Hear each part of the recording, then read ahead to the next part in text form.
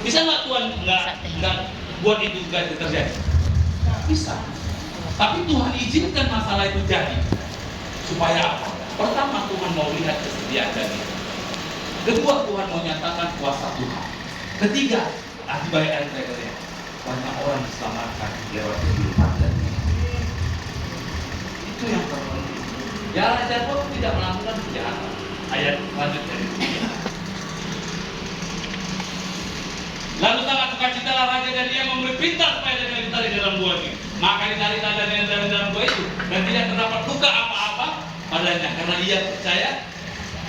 Waktu kita percaya sungguh-sungguh sama Tuhan, Tuhan nggak akan biarkan kita. Alkitab katakan sehelai rambut pun jatuh di hati, nggak akan dibiarkannya kita kenapa-napa. Jadi jangan takut kalau ada masalah. Justru waktu ada masalah, kesempatan untuk kita semakin melihat mujizat Tuhan. Amin. Ayat 24. 25. Raja memberi perintah lalu diambilnya orang-orang yang telah menduduh dia. Ini hati-hati. Waktu kita tidak membiarkan orang menyakiti kita, kita nggak balas, kita nggak lakukan balasan apapun, terus kita berdoa sama Tuhan. Dan mereka dilemparkan ke dalam gua singa, baik mereka maupun anak-anak dan istri mereka. Belum lagi mereka sampai ke dasar gua itu, singa-singa itu telah menerkam mereka, bahkan meremukkan tulang-tulang mereka. Akan ada pembalasan Tuhan. Tidak usah pusing Bapak Ibu. Pak Pendeta aku dipitnahnya begini, Pak Pendeta aku disakitinya begini, Pak Pendeta aku dianiayanya begini. Tidak usah stres Bapak Ibu. Kasih itu sama Tuhan. Mungkin nggak seperti ini keluarganya, langsung masuk ke gua singa. Tapi percaya pasti kehancuran demi kehancuran kata Tuhan. Apa? Pembalasan Tuhan, teguran Tuhan. Itu teguran, bukan murka Tuhan. Teguran Tuhan supaya dia bertobat. Bahkan meremukkan tulang-tulang mereka. Ini nggak ada lagi kesempatan untuk bertobat. Jadi kalau Tuhan masih kasih kita kesempatan, bersukacita. Amin. Ayat 25-nya. Kemudian Raja Darius mengirim surat kepada orang-orang dari segala bangsa, suku bangsa dan bahasa yang mendiami seluruh bumi. Bertambah-tambah kiranya kesejahteraanmu. Ayat 26. Pertama itu diberi perintah bahwa di seluruh kerajaan yang kukuasai, orang harus takut dan gentar kepada lewat hidup kita. Banyak orang yang diselamatkan. Amin. Itulah kenapa Tuhan mau kita berdampak. Itulah Tuhan mau kenapa hidup kita berdampak. Sebab dialah Allah yang hidup yang kekal untuk selama-lamanya. Pemerintahnya tidak akan binasa dan kekuasaannya tidak akan berakhir. Raja Darius, akhirnya keluarga kerajaannya ditolong Tuhan karena menyembah Tuhan.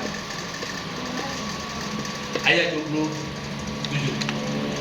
Dia melepaskan dan menolong dan mengadakan tanda dan mujizat di langit dan di bumi. Dia yang telah melepaskan Daniel dari cengkeraman singa-singa. Ayat 29, 28.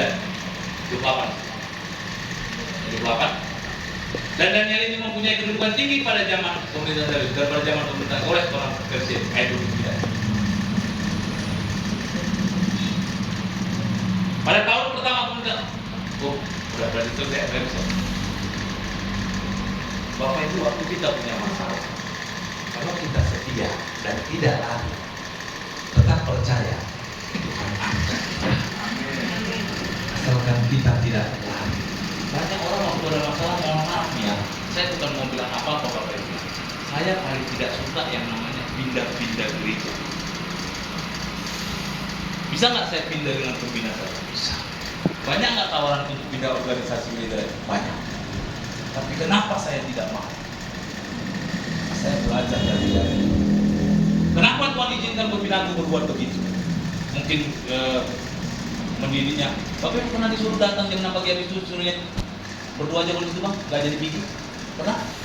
Kalau kita sakit hati itu nggak selesai kita, nggak ada dewasanya kita. Justru waktu kita bisa menerima kekurangan, itulah kedewasaan manusia. Saya paling tidak suka mau bicara gereja hebat, gereja besar. Orang yang setia itu yang Tuhan cari. Aku ingat ayat kesetiaan Daniel waktu itu menentukan. Makanya kenapa tidak pindah? Tak mau ganti-ganti pembina, ganti-ganti. Kecuali mohon maaf, memang saya harus pindah mungkin keluar kota atau keluar negeri. harus kan begitu. Tapi kalau masih hanya perkara mohon maaf, hal yang sepelenya, perkara nggak dapat ngasih waktu malam Natal lah, perkara yang digosipi lah, perkara dipitnah lah, belum lagi nyata perkara yang nggak jelas. Karena itu kita mohon maaf, saya bukan ngomong hakim. Tuhan akan lihat kesetiaan. Waktu kesetiaan itu dilihat Tuhan adalah waktu betul-betul kita berada di titik yang mungkin nggak seharusnya, tapi kita tetap setia. Saya sudah bilang sama Bapak, saya sudah pernah diuji kesetiaan. Karena simpel, Bapak Ibu baru disuruh tunggu. Ada yang tahan, tunggu 10 menit aja nanti mengeluh. Saya 1 harian disuruh tunggu. Orang yang mau saya jumpai di sebelah saya. Yang mau saya jumpai di sebelah saya. Pengen gak rasanya saya pukul tuh orang?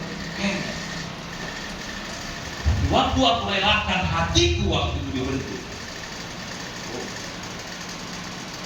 Siapa? Ya, begini. Saya mengerti. Dalam hati udah kesal. Tapi apa yang dikatakan tadi waktu saya ketemu dengan pimpinan saya? Lihat bimbingnya kesetiaan. Itu kunci mobil, ini kunci rumah, di tempat di rumah. Hal-hal begitulah yang membuat kita tidak bisa menerima mujizat. Seharusnya waktu Daniel dalam 2 singa tadi, bisa nggak dia marah sama Tuhan? Bisa kali ya? Bisa kali ya? Berhak dia marah ya?